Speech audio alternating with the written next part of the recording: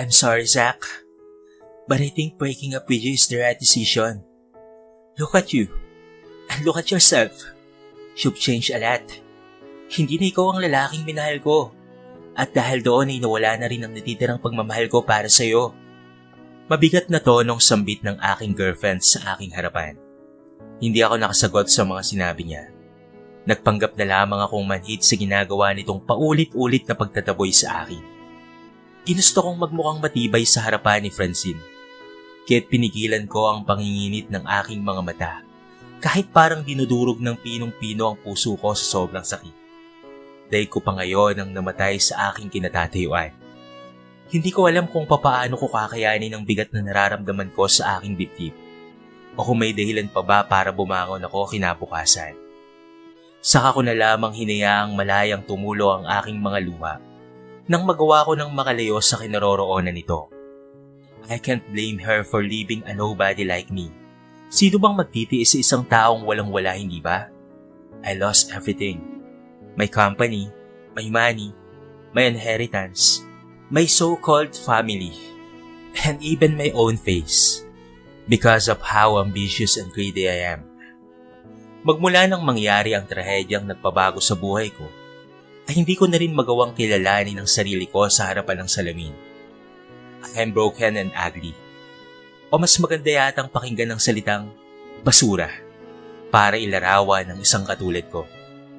Sa loob ng 3 buwan ay pinaniwala ko ang aking sarili na matatanggap ako ni Francine sa kabila ng mga nangyari sa akin. Akala ko ay sapat na ang pagmamahal na nararamdaman nito upang manatili siya sa aking tabi. Ngunit nagkamali pala ako. Araw-araw niyang ipinaparamdam sa akin na wala akong silbi. Nakakasura akong tignan at pabigat lamang ako sa kanya. Hanggang sa dumating ang araw na tuluyan na ring nawala ang nag-iisang pinagkukunan ko ng lakas. Minabuti ko na lamang huminto sa paglalakad upang sa huling pagkakataon ay masulyapan ko ang kinaroroonan ni Francine. Ngunit hindi ko inaasahang mas lalo pa palang guguho ang mundo ko sa aking masasaksihan.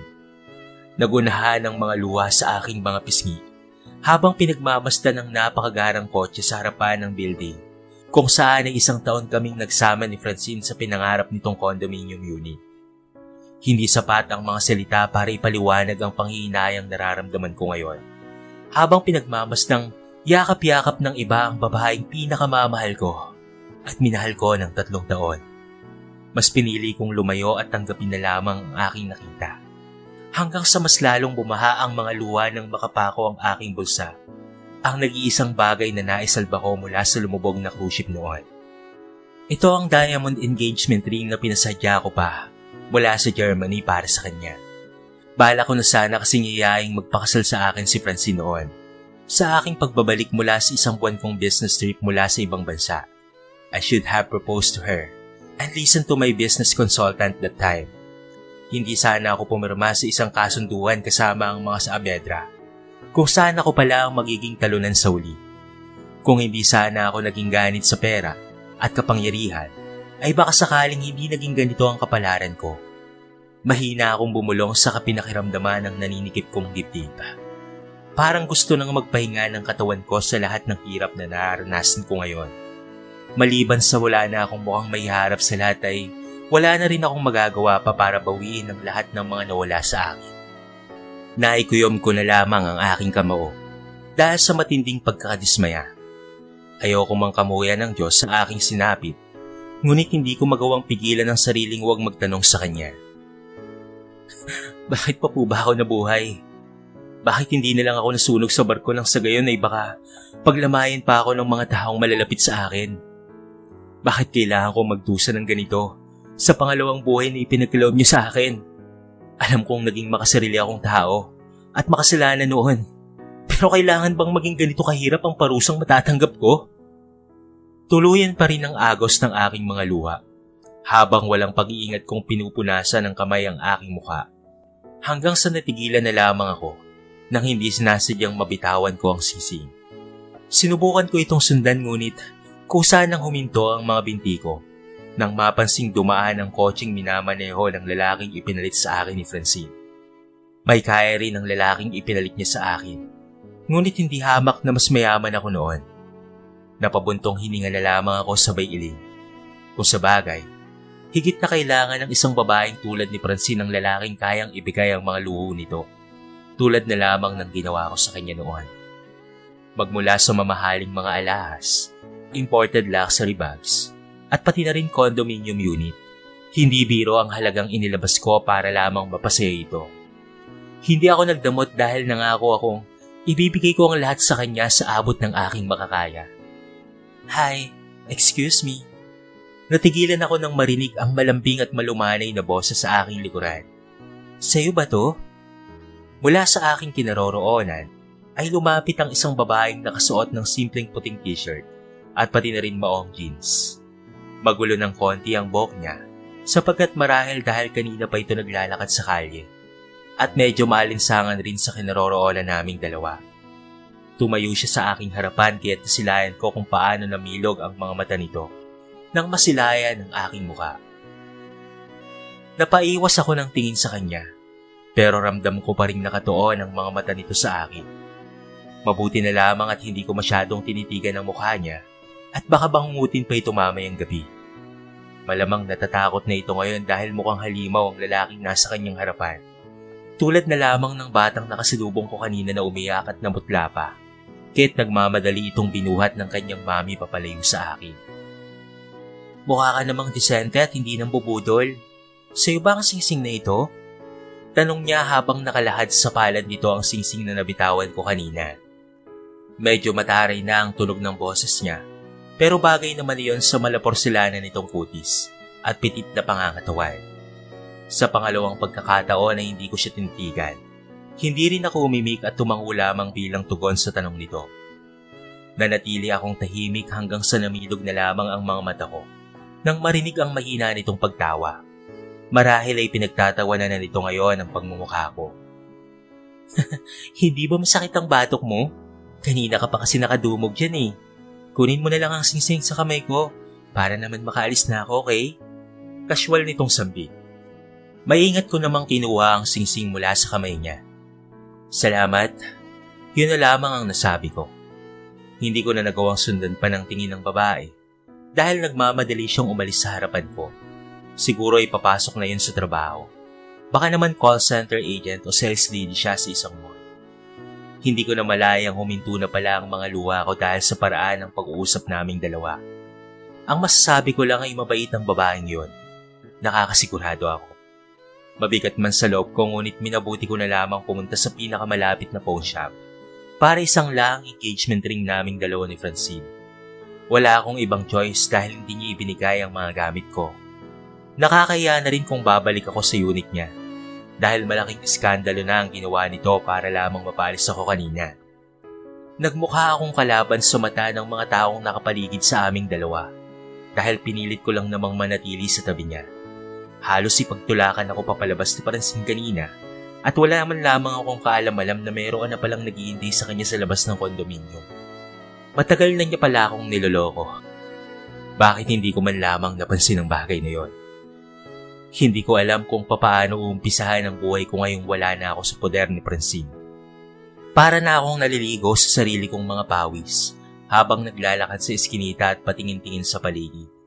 Naghahanap ng matutuluyan sa gitna ng tirik na sikat ng araw. Malalim ang bulsa ng suot kong cargo short. Kung kaya naman nagawa kong may tago ng mabuti ang perang pwede kong gamitin para sa lahat ng aking pangangailangan. Pinaliwala ko muna ang nararamdaman kong gutom kahit napadaan ako sa isang convenience store at kilalang fast food chain. Kumakalaman ang aking sikmura pero mas gusto kong umiwas sa maraming tao at makapagtipid muna dahil hindi ko alam kung hanggang kailan magtatagal ang perang hawak-hawak ko. Mommy, there's a monster! Sigaw ng isang batang lalaki nang makita akong nakaupo sa tabi nitong bench. Nasaksihan ko kung papaanong nandiri ang magulang nito at nagawa pang takpa ng mga mata ng anak habang kusa naman akong umalis sa aking kinauupuan. Kaya't mas nanaisin ko pang lumayo dahil alam kong matatakot lamang ang mga bata sa akin. Hindi ko alam kung kaya ko ring pumasok sa lugar na yon dahil alam kong may ilang lamang ang mga taong nasa paligid at baka umiwas pa ang mga ito. Kinakatakutan ng lahat ang nasunog na bahagi ng aking mukha at ang balat ko nagmukhang nahati sa dalawang bahagi. Namumuti na parang radish at namumula-mula ang iba. Pero wala silang kaalam-alam na nakakaramdam rin ako ng takot sa uri ng reaksyong natatanggap ko mula sa kanilang lahat. Pinandidirian nila ako na parabang meron akong nakakahawang sakit kahit wala naman. Tinataboy na parang aso at nilalayuan kahit hindi naman dapat. Nagmukha akong halimaw sa mga mata ng mga tao na parabang tuluyan na nilang nakalimutan ng bilyonaryong minsan nilang hinangaan at pinagpantasyahan mula sa malayo. Hoy! Nabigla na lamang ako nang marinig ang malakas na iyaw mula sa aking likuran. Bumilis ang kabog ng dibdib ko nang maramdamang may kamay na maigpit na nakahawak sa aking mga braso. Masyado akong nalunod sa lalim ng mga iniisip ko, kaya hindi ko napansing may sasakyan na palang nakahinto sa aking harapan. Hindi ka ba tumitingin sa dinaraanan mo? Bakit ba naman kasi palagi kang nakayuko? May pangamba nitong sambit habang nakatitig sa aking mga mata. Hindi ako nakasagot kahit ramdam ko ang matinding concern nito habang kinakausap ako. Siya pa rin pala ang babaeng tumulong sa aking maibalik ang nawala akong singsing kanina. Pagkatapos ng isang mahabang taon, ito ang unang beses na may taong naglakas loob na titigan ng matagal ang aking mga mata at pati na rin ang halimaw kong muka. I'm sorry. Mahina akong sambit saka sinubukang kumalas mula sa pagkakahawak nito pero hindi niya ako hinayaan. Dahil sa sobrang gutom ay kumulo na rin ang tiyan ko na ikinakunot naman ang kanyang noo. Nakakahiya dahil sa harapan pa talaga ng isang babae na wala ang aking sigmura. Napansin kong napahugot siya ng malalim na hininga, saka dismayado akong tinitigan. Sumama ka sa akin, dadalhin kita sa pinapasukan kong parisan. Parisan? What is that? Hindi ko naintindihan kung ano ang tinutukoy nito, pero nagawa ko pa rin sumagot. Hindi na kailangan, miss. I can manage. Sinamaan niya ako ng tingin na para bang may nasabi akong masama. Huwag kang mag-alala. Hindi naman kita ibebenta sa mga mamasang. Mamasang? Puno ng pagtataka kong tanong sa kanya. May mga sinasabi itong hindi ko alam kung ano ang ibig sabihin. Ginawa ko naman ang lahat upang maiwasan ang eye-to-eye contact sa pagitan naming dalawa. Tumango lamang siya sa kamahinang natawa. Mga matandang babae na naghahanap ng binatang makakasama ay nang ibig sabihin nun. I see. Mukhang napansin nito ang lakas ng kuryosidad sa mga mata ko. Kit napangiti na lamang siya. Alam mo, tunog mayaman ka kung magsalita at hindi rin naman madungis tingnan ang damit na suot mo.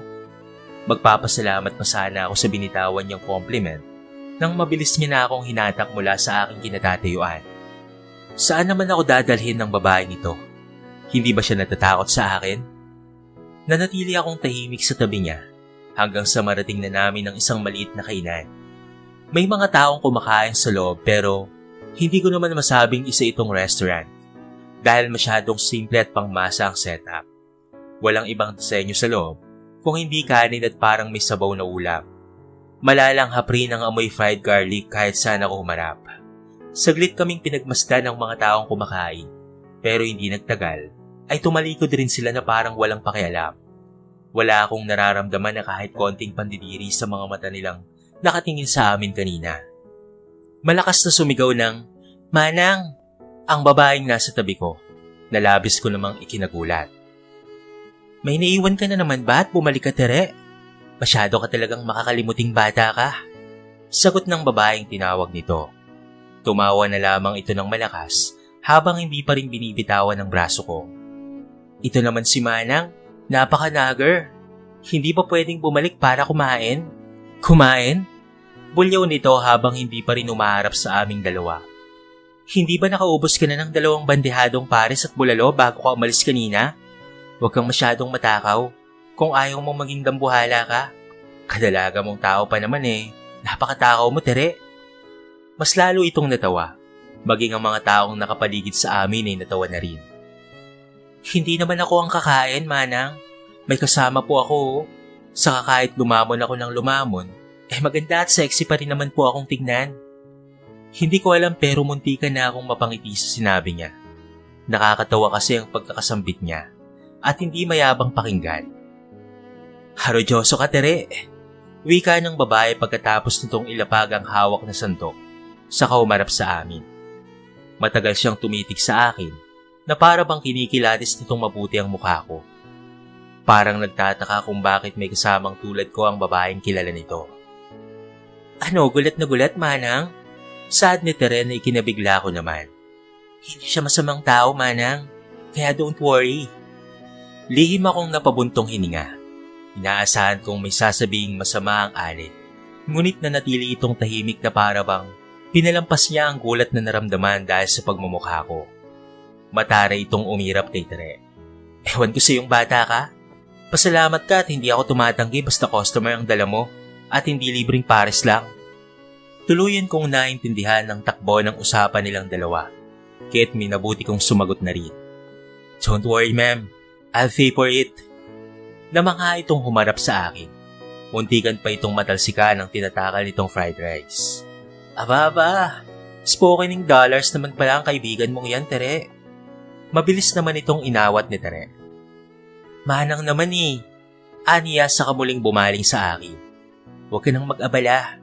Ililibre kita ng pares dahil bagong sahod ako ngayong araw. Humalakhak ang ale, saka hindi makapaniwala siyang tinitigan. Akala mo naman milyones ang sahod ng batang to kung makapanglibre. She faced her with a proud expression. Maliit man o malaki, ay kailangan nating matutong magpasalamat sa lahat ng mga biyayang natatanggap natin. Tama naman ako, hindi ba? Teka, ano nga palang pangalan mo? Sabi nito na para bang ngayon niya lamang na-realize na hindi niya kilala ang lalaking basta na lamang nito hinila mula sa kalye kanina. She is really funny. Pero hindi ako makangiti. Dahil totoong tinamaan ako sa sinabi niya kanina. Naging ganito ang buhay ko. Dahil hindi ko nagawang magpasalamat at makontento sa lahat ng meron ako. I always crave for more. I always wanted more. Hindi ako marunong makontento kaya marahil pinarusahan ako ng Diyos dahil sa ugali ko. Zacarias, Zac na lang ang itawag mo sa akin, miss. Ang gwapo naman ng pangalan. Sabi ng ale, saka mapang-asar ng umiti kay Tere. Napailing na lamang ako. Pangalan ko na lamang naman ang gwapo at hindi na ako. Dahil doon ay pinandilatan siya ng mga mata ni Tere. Manang, hindi naman po ikaw ang kinakausap. Ako po ang kinakausap. Itinikom ko ang aking mga labi habang pinapanood itong ayusin ang mesang uupuan naming dalawa. She let me sit down comfortably and prepared everything including our food. Ako nga pala si Teresa Magsipok, aka Tere. Ang mabuti pa ay kumain ka na lamang ng marami dahil alam kong pagod at gutom ka na. Masarap ang lutong pares ni Manang kahit hindi halata kapag tinitigan mo ang nagluluto. Munti ka na akong mapumulahan ng muka dahil bumalik sa alaala ko kung paanong kumulo ang tiyan ko kanina. Hay nako, kung hindi ka lang talaga paborito ng may-ari, hiligwa ka na talaga bilang assistant ko, Tere. Banta nito. Natawa na lamang siya habang nagsasali ng malamig na tubig sa basong nasa harapan naming dalawa. I really appreciate how she took care of everything. Sadya bang mabait at matulungin lamang ang babaeng ito? O may iba siyang pakay sa akin? Pero ano naman ang mapapala niya sa isang katulad ko? Si Manang naman, hindi na mapiro. Alam mo namang love na love kita, hindi ba? Ani nito sukaw magikik. Inutusan niya akong kumain, kaya't wala akong nagawa kung hindi ang tanggapin ang alok nito. Wala naman sigurong masamang mangyayari sa akin, o kung meron man ay siguro oras na para manahimik ako at hayaang si kamatayan na lamang ang sumundo sa akin. Siya nga pala, Zac. Napansin kong paikot-ikot ka simula kaninang umaga. Naliligaw ka ba o may hinahanap ka rito? Lihim akong napangiti dahil talaga namang makwento siya habang kumakain. I found it informal, pero nakakatawa siyang kasama kaya ayos na rin yon. Mabuti na lang talaga at napansin kong nahulog mo ang singsing kaninang hinatid ko ang order na pares ng mga empleyado sa Central District. Kung hindi, baka nawala na yun sa'yo. Pagmamay-ari ba ng girlfriend mo ang singsing na yon? Oo, my ex-girlfriend. I'm sorry. I wasn't able to thank you for the ring kanina. Sabi ko habang umunguya. It's actually my first time to eat pig intestines with fried rice. Pero sabi nga nila, Walang masusuka sa taong kumukulo na ang sikmura dahil sa sobrang gutom. Masarap naman at malasa ang pagkakaluto. Kaya tuluyan na ring naglaho ang natitirang arte ko sa aking katawan. Mukhang hindi ko na rin kailangan pang maging formal sa harapan nito dahil casual lang naman ang pakikitungo niya sa akin. Sa totoo lang, Tere, naghahanap talaga ako ng matutuluyan. Pero inabot na ako ng tanghali. Wala pa rin tumatanggap sa akin. Maybe it's because of my appearance. Hindi ko maintindihan kung bakit otomatikong kuminang ang mga mata niya. Bed spacer ba ka mo? O kahit maliit na kwarto lang? Tanong nito. Gusto mo sa amin ka na lang tumira? Perang-pera na kasi ang nanay ko eh. Kaya pinapabalandra niya sa akin ang room for rent sa poste ng kuryente kanina. Nahigit ko ang aking hininga. Are you sure? Baka naman umiling siya kaagad. Kaya hindi ko na natapos pa ang aking gustong sabihin. Huwag kang mag-alala. Hindi marunong tumanggi sa grasya ang nanay ko. Sa karamdam ko namang mabuti kang tao at responsable ka namang tignan. Alam kong magbabayad ka. Sabi pa nito saka napangiti sa akin. Napangiti na rin ako sa sinabi niya. Wala naman sigurong masama kung magtitiwala ako sa kanya dahil naramdam kong tunay naman ang pakikitungo niya sa akin. Sa isang masikip at madilim na eskinita kami dumaan bago namin narating ang sinasabi nitong tirahan nilang mag-ina. Noong una, akala ko ay may lalabas para nakawin ang perang nasa bulsa ko.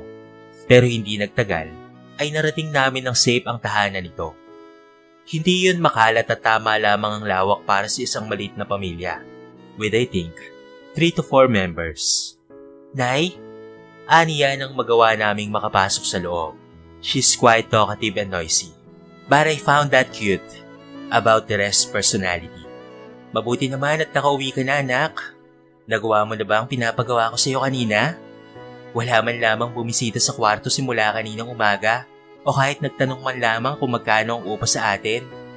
Lihim naman akong napangiti. Mukhang alam ko na kung saan naman na ni Tere ang lakas ng boses niya at ang bilis ng kanyang pananalita. Naku, Nay, huwag na po kayong mag-alala. Mission accomplished na po ako sa araw na ito. May dala akong tenant para sa'yo. Aniya saka inilahad pa ang magkabilang palat sa aking harapan na para bang isa itong performer na may ipinapakitang sorpresa sa kanyang nanay. Tere naman, talaga namang kinabahan ako nang maramdaman kong humagod sa buo kong pagkatao ang mapanuring tingin ng nanay ni Tere. Pakaramdam ko, hindi totoo ang sinabi niyang hindi tumatanggi sa grasya ang nanay niya dahil nakakatakot ito kung tumitig. Hindi kaya ang nanay nito ang tinutukoy niyang mamasang kanina? Nasa akin na ang bayad, Nay. 2 months advance at 1 month deposit. Kung hindi niyo po mamasamain, ay ginawa niyo pang 2 months deposit kanina para hindi kayo mag-alala. Ani ni Tere, saka makahulugang umiti sa akin. Pabiro pa nitong ipinaypay ang perang iniabot ko sa kanya kanina bilang paunang bayad sa kwartong uupahan ko. Daig pa ng nanay nito ang inihipan ng hangin dahil sa mabilis na pagbabago ng ekspresyon ng mukha nito. Tumawa ito ng malakas, saka umiti pa ng pagkatamis-tamis sa akin. Naku naman, welcome na welcome ka sa munti naming tahanan, iho. Huwag kang mag-alala, hindi naman ako nangangain ng tao eh. Ang totoo niyan, gusto ko lang magkaroon ng tenant dahil nangangati na ako makapag-grocery sa bagong mini-mart sa tabi ng convenience store sa may kanto. Matagumpay na napangiti si Tere, kaya napangiti na rin ako. Okay. Kaya naman pala nagmamadali. May hinahabol ka na namang buy one take one ay no? Asar na sambit nito sa kanyang nanay, saka hindi makapaniwalang umiling. May di naman itong sumagot. Tere naman, alam mong sobrang mahal na ng mga bilihin ngayon, kaya kailangan nating maging madiskarte. Malaking tulong na ang buy one take one, o kahit libreng kape sa budget natin. Kakarampot na nga lang ang mga mabibili mo ngayon sa halagang 500 eh. Kapag napabarihan mo ang pera mo ngayon, ubos na kaagad kinabukasan. Napabuntong hininga na lamang ako habang pinapakinggan ang sinabi ng mama ni Tere. Kung noon hindi ako nakaka-relate sa usapang budget dahil bilyones ang pera ko na nakatago sa bangko, ibang usapan na ngayon. Hindi man lamang umabot ng 50,000 pesos ang hawak ko. Muli siyang humarap sa akin. Ano nga palang pangalan mo, iho? Ako nga pala si Tina, nanay ni Tere. Magalang akong yumuko sa harapan nito, saka ngumiti. Nice to meet you po, ma'am. I'm Zach. Salamat po sa tulong niyo sa akin ni Tere, ha. Sa pangalawang pagkakataon, ay kinabahan ako nang magpalipat-lipat ang tingin nito sa aming dalawa ni Tere. Teka, hindi ka ba boyfriend ng anak ko? Baka mamaya naman. Munti ka na akong matawa sa naging reaksyon ni Tere. Kulang na lamang kasi ay mamula siya na parang kamatis sa kinatatayuan. Ang mabuti pa, ihatid ka na namin sa kwarto mo para makapagpahinga ka na. Dahil sa second floor ang kwarto mo, sa extension nitong bahay. Wala ka bang dalang gamit o kahit maliit man lamang na maleta? Sunod-sunod na tanong ng nanay dito. Pero maraang iling lamang na sagot ko sa kanya. Sa loob ng isang buwang pananatili ko sa tahanan nila Tere, ay nagawa kong masanay sa simple nilang pamumuhay. Madalas akong sumabay ng agahan sa kanilang dalawa. Pero most of the time, kung hindi ako sumasaglit sa paresan para puntahan sa Tere, ay nagkukulong lamang ako sa aking kwarto. Huli na nang mapansin kong mas naging malapit na kaming dalawa sa isa't isa. Hindi lamang dahil nakatira kami sa isang bubong, kung hindi dahil sa kabutihang pinapakita nila sa akin. Magmula pa noong una kaming magkakilala, hanggang pati na rin sa ngayon. I found myself falling for her. Kahit alam kong imposibleng masuklian nito ang pagmamahal na nararamdaman ko para sa kanya. Sino ba namang magkakagusto sa isang katulad ko, hindi ba? And knowing Tere's golden personality, I know she deserves someone better. She deserves someone who can love her unconditionally and give her a bright future. At alam kong hindi ako ang lalaking nararapat para sa kanya. Teka, bakit parang ayos na ayos ka ata ngayon, Zach? Maghanap ka ba ng mapapasukang trabaho? Para akong nasimento sa aking kinatatayuan nang marinig ang boses ni Tere mula sa aking likuran.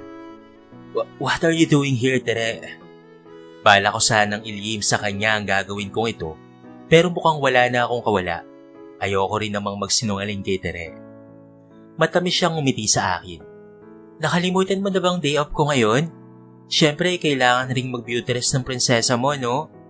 Mahina naman akong natawa. That's right.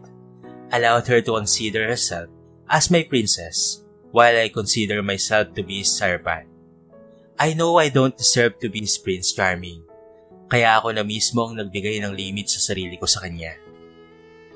Teka, saan ka maghahanap ng trabaho? Tanong pa nito nang mapansin niyang tahimik lamang ako. I just smiled at her. Kahit saan, Tere. Tumaas ang kilay niya saka mabilis na lumapit sa akin. Ramdam ko namang dumikit ang braso nito sa tagiliran ko, kaya't mabilis akong lumayo ng kaunti sa kanya. Patingin naman ako ng papeles mo. Puno ng lambing niyang sambit. Mabuti na lang at hindi ka naligaw sa dami ng mga pasikot-sikot ni nanay. Nasa kabilang kanto lang ang printing shop, pero parang nasa bindaw na akong makapagsalita eh. Mahina akong natawa habang nakatingin sa kanya. Bumaba ang tingin nito sa hawak kong envelope, pero hindi pa rin nawawala ang atensyon ko sa kanyang maamo at napakagandang mukha. If only I could turn back time, I would really treat her like a real princess. I will let her live in a mansion where she can do everything she wants. Hindi pala talaga ako nagkamali ng hula. Tumingala ito sa katumingin sa akin. College graduate ka nga talaga dahil napakagaling mong magsalita ng Ingles. Pero imposible naman atang wala kang kahit isang work experience simula noon. Sinadya kong wag ilagay, Tere. Maraming nangyari. You know that. Ngumiti siya sa akin. Alam kong hindi na nito uungkatin ang nakaraan ko. Dahil naikwento ko na sa kanya ang lahat. Wala akong inilihim dito kahit konti. Tulad na rin ng pagpapakatotoong ipinakita niya sa akin. Huwag na lang natin pag-usapan yon, Zach. Sinabi ko naman sa iyong lahat ng nangyayari sa buhay natin. Ay merong dahilan. Mabuti man o masama, parte yun ng plano ng Diyos para sa atin. Lihim naman akong napangiti sa kanya. I'm so lucky to have you, Tere. May sinasabi ka, Zach? Namimilog ang mga mata niyang tanong. Mabuti na lamang dahil mahina ang pagkakasabi ko, ay hindi niya yun narinig. Ayoko kasing marinig niya at baka mamaya ay magkaroon pa ng lamat ang pagkakaibigan naming dalawa. I'm done being ambitious, Tere. Masaya na akong matanggap sa kahit anong trabahong pwede kong pasukan.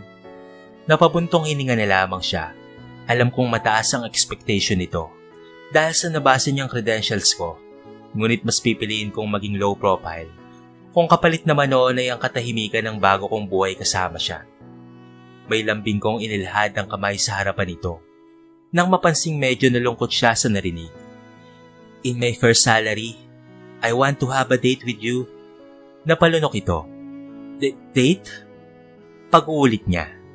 Gusto ko sanang tumango bilang tugon, pero naunahan ako ng takot na baka rejection lamang ang matanggap ko mula rito. Yes, a date. Pero maintindihan ko naman kung ayaw mo. Lumalim ang paghinga nito, sa kasunod-sunod na umiling. Sino naman ang may sabing ayaw ko? Siyempre gusto kong lumabas tayong dalawa. Walang bawian, okay? Magde-date tayong dalawa. Hindi ko na napigilan ang tuwang nararamdaman ko. Lumiwanag ang aking mukha at kulang na lamang ay maibanta ang ngiti ng mga labi ko. Mabuti na lamang at hindi isang malakas na ayoko ang natanggap kong sagot mula sa kanya. Fine. Let's go. Anywhere you want. Naningkit ang mga mata nito na para bang saglit lamang siyang napaisip. Paano kung Paris pa rin ang gusto kong kainin? Papayag ka ba? Tanong niya nang may pilyang ngiti sa mga labi. Imbes na mainis, ay natawa na lamang ako sa sinabi ni Tere. If that will make you happy, then yes, it's okay for me. Ano ka ba, Zach? Binibiro lang naman kita. Mabilis nitong sabi ng mapansing. Sineryoso ko ang kanyang joke. Tumawa pa ito ng malakas, sabay bawi ng kalokohang naisip. Hindi nagtagal ay parang bata nitong inilagay ang isang daliri sa kanyang sentido. Sa kumuling pinag-isip-isipan ng aking alok. Gusto kong pumunta tayo sa isang restaurant, yung may ihawan at mainit na sabaw. Kung hindi ako nagkakamali, ay isang Korean restaurant ang tinutukoy niya. She wants to experience how to eat samgyeopsal. Gustuin ko mang sumang-ayon kaagad, ngunit may kung anong pumipigil sa akin. Nangako akong pupuntahan namin kahit saan ito gustong pumunta. Pero, hindi ka ba maiyang kasama ako doon? Matao doon ah. Sabi ko at biglang paalala sa kanya. Ngunit umiling lamang ito. Kunot ang noo akong tinitigan. Wala tayong dapat na ikahiya, Zach. Magbabayad naman tayo. At tao rin naman ang mga makakahalubilo natin doon. May cubicle rin naman kung gusto mo ng privacy habang kumakain. Pagpupumilit niya, kaya wala akong nagawa kung hindi ang mapanako na lamang bilang pagsang-ayon rito. Patatanggihan ko ba ang babaeng ni minsan na hindi ako kinahiya sa kabila ng itsura ko? So it's a date? May ngiti kong tanong sa kanya. Tumango lamang siya at parang kinilig pa ng bahagya sa paraan ng pagkakasabi ko. Oo naman, may karapatan ba akong tumanggi sa Prince Charming ko?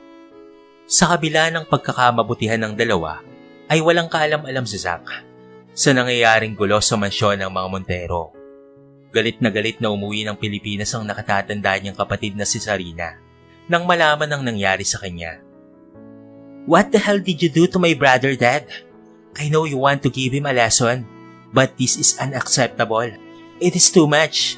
Hasik nito.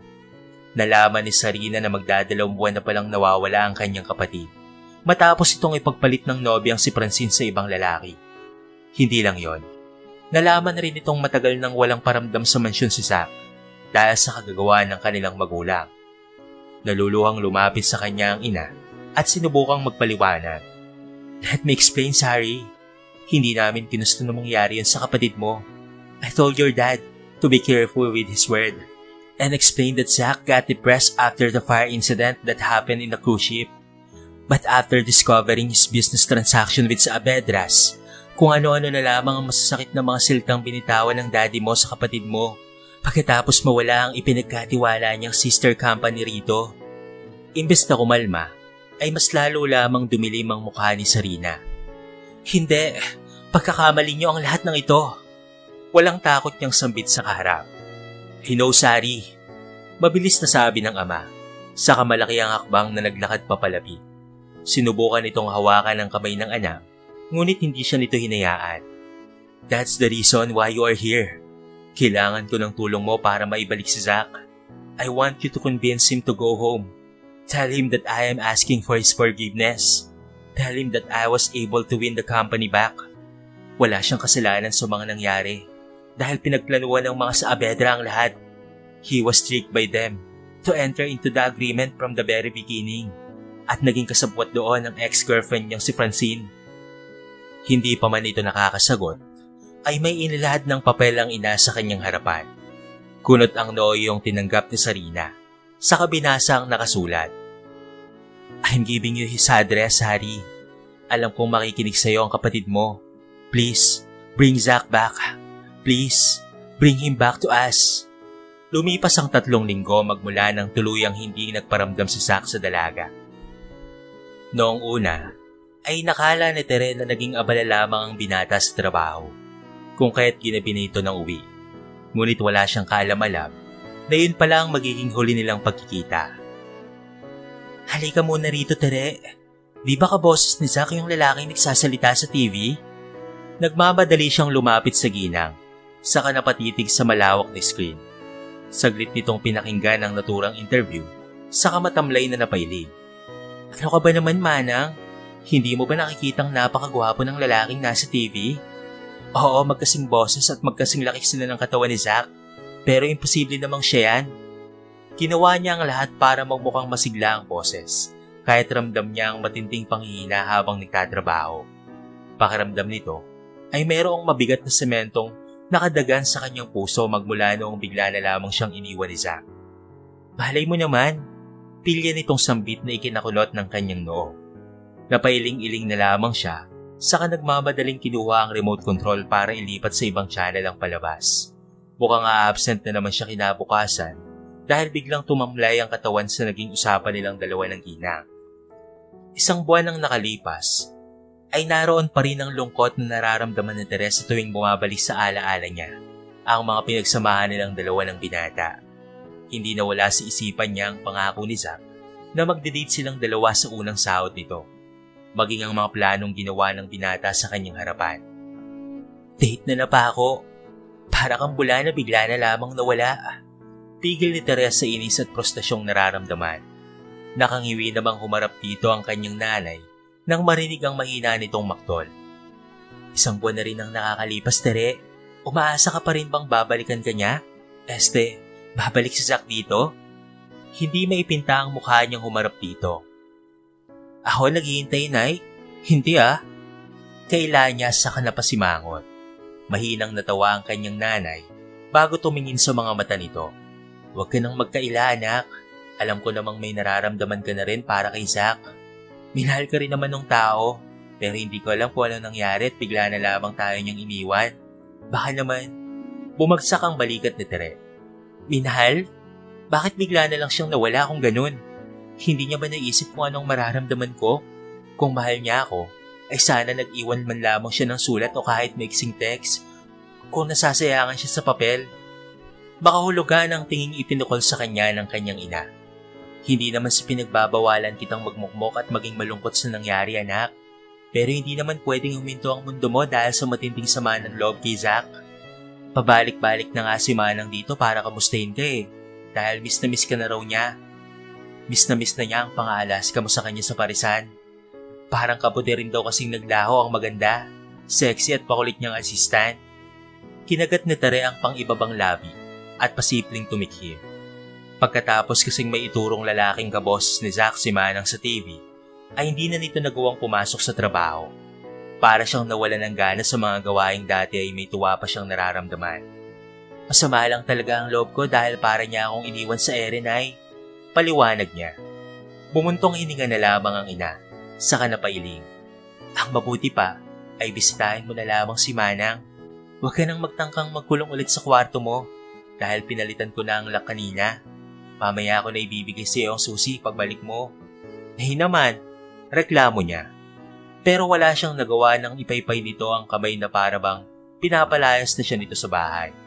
Wala tuloy siyang nagawa kung hindi ang sumunod at baka mas malala pa ang kalokohang gagawin nito sa oras na magpatigil siya. Mabilis na narating ni Tere ang parisanlulan ng isang padyak. Tinabad siyang maglakad kanina, ngunit wala pa rin itong nagawa kung hindi ang maglakad ng ilang pulgada dahil siksikan ng mga tao sa dinaraanan niya. "Bakit ang dami atang tao, Manang? May ayuda na naman bang pinamimigay sa barangay? Sinong artista ang may shooting?" Sunod niyang tanong sa ginang. May tuwa sa mga mata naman siya nitong sinalubong. Muntik pa nitong mabitawan ang hawak-hawak na sandok. dahil sa pagmamadali nito. Mabuti naman at bumisita ka na dito, Tere. Kanina pa may naghahanap sa'yo. Kunot ang noon niya itong tinignan. Ha? Wala akong inaasahang bisita, Manang. Pinapunta lang ako ni nanay dito dahil panay raw po ang mukmok ko sa kwarto ko at miss na miss mo na ang beauty ko. Imbes na lambingin siya dahil isang linggo na siyang hindi pumasok sa parisan, ay sinamaan pa siya nito ng tingin. Ang dami mo talagang satsat, Tere. Sarap mong kinilasing bata ka. Napakaseryoso ng mukha nito habang nagsasalita, pero natawa na lamang siya.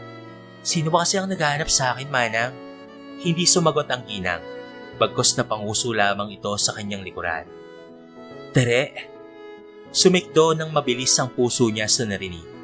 Kabado siyang humarap at literal na bumuka ang mga labi niya. Nang bumunga dito ang napakagwapong lalaking nakasuot ng kulay itim na mamahaling toksido. Sino ka? Hindi ito makapaniwalang nasa harapan nito ngayon ang lalaking itinuro ni Manang sa TV kamakailan lang. Isang buwan lang akong nawala, kinalimutan mo na kaagad ako.